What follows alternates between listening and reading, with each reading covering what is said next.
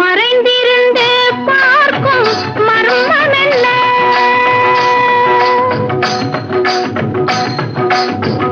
சுவாமி மறைந்திருந்து பார்க்கும் மர்மம் என்ன?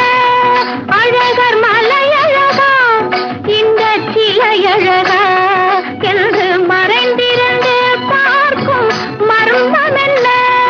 அழகர் மலையழகா இந்த சிலையழகா